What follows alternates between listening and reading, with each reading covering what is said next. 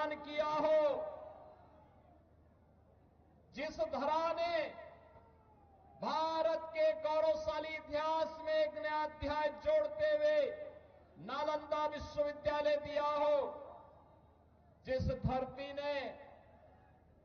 महावीर भगवान महावीर जैन को जन्म दिया हो,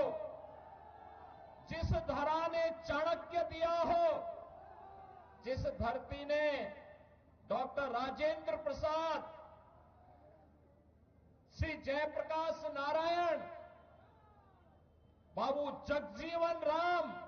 और कर्पूरी ठाकुर जैसी विभूतियों को जन्म दिया हो, वे कौन लोग थे? इस गौरवशाली धरा को के सामने, यहां के नौजवानों के सामने उन्होंने पहचान का संकट खड़ा किया। बहनों और भाइयों, ये चुनाव उन्हीं लोगों के खिलाफ एक लड़ाई है, वर्तमान पीढ़ी को बताने की एक लड़ाई कि पिछले 20 वर्ष में एनडीए की नीतीश कुमार जी के नेतृत्व की सरकार ने प्रधानमंत्री मोदी जी के मार्गदर्शन में जो उपलब्धियां हासिल की है, ये नया बिहार है, जो बिहार अपने गौरवशाली अतीत के लिए जाना जाता है। उसी गौरवशाली अतीत के साथ बिहार को, वर्तमान बिहार को जोड़ने की इस यात्रा जो 2005 के पहले धूमिल हो चुकी थी, पहचान के संकट के दौर से गुजर रही थी, उसी बिहार को पुनः उसकी प्रतिष्ठा दिलाने के लिए डबल इंजन की सरकार वर्तमान में कार्य कर रही है। बहनों और भाइयों, मुझे आश्चर्य हुआ जब मैं रघुनाथपुर में आया और रघुनाथपुर में आकर के मैंने देखा कि आरजेडी ने यहां से जो प्रत्याशी दिया है, वो अपनी खानदानी आपराधिक पृष्ठभूमि के लिए इस पूरे क्षेत्र नहीं, देश और दुनिया में कुख्यात रहा है। नाम भी देखो ना, जैसा नाम वैसा काम, जैसा नाम वैसा काम। और बहनों और भाइयों, इसीलिए तो मैं कहता हूं, हमने यूपी के अंदर एक बात कही कि भाई देखो, अपराध और अपराधियों के प्रति जीरो टॉलरेंस, और जीरो टॉलरेंस के तहत आज आप देख रहे होंगे आरजेडी और उनके लोग आज भी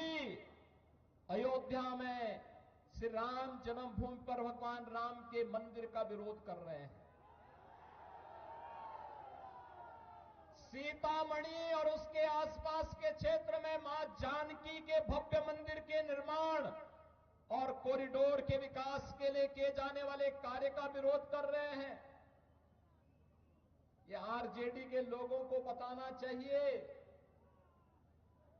अयोध्या में श्री राम जन्मभूमि पर भव्य राम मंदिर का निर्माण होने के पहले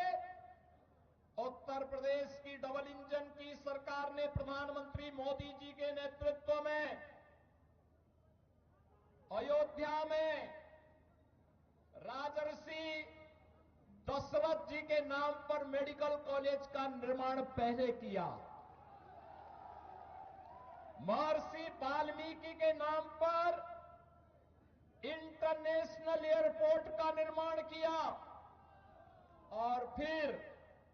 500 वर्षों के कलंक को मिटाते हुए भगवान राम के भव्य मंदिर के निर्माण का मार्ग भी प्रशस्त किया। बहनों और भाइयों, मैं पूछना चाहता हूं,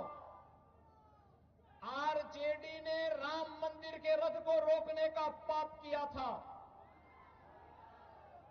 आरजेडी ने पाप किया था। कांग्रेस कहती थी कि राम तो हुए ही नहीं,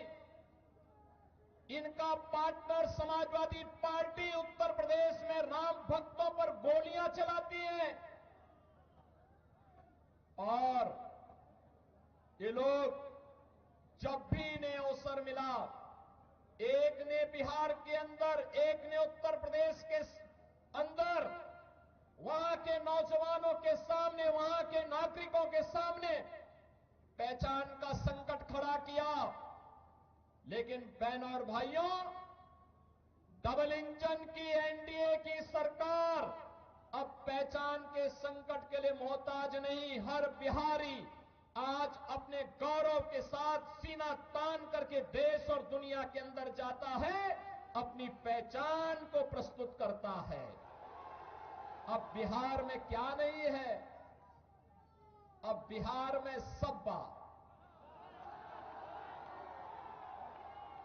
अच्छी सड़कें हैं, और हम लोगों ने 6,100 करोड़ रुपए की लागत से अयोध्या धाम को सीधे सीतामढ़ी से जोड़ने के लिए राम जानकी मार्ग के निर्माण के काम को भी युद्ध स्तर पर आगे बढ़ाया है। आज बिहार में एयरपोर्ट है,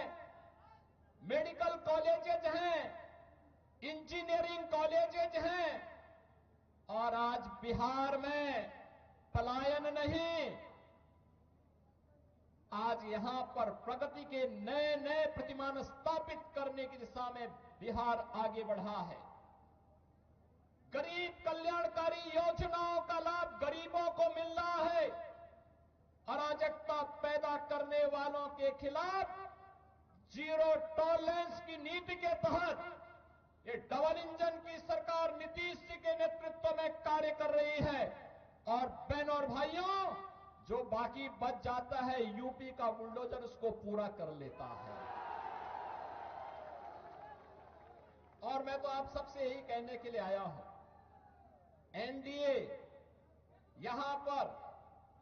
सभी नेताओं ने प्रधानमंत्री मोदी जी के नेतृत्व में, उनके मार्गदर्शन में, नीतीश जी के नेतृत्व में, यहां पे हमारे जितने भी अन्य सहयोगी दल हैं, लोक जनशक्ति पार्टी है, जीतन राम मांझी जी की पार्टी हम हैं, इन सभी ने मिलकर के तय किया है कि बिहार को अब जंगल राज की ओर नहीं जाने देना है, बल्कि बिहार के अंदर कर्पूरी ठाकुर, बाबू जगजीवन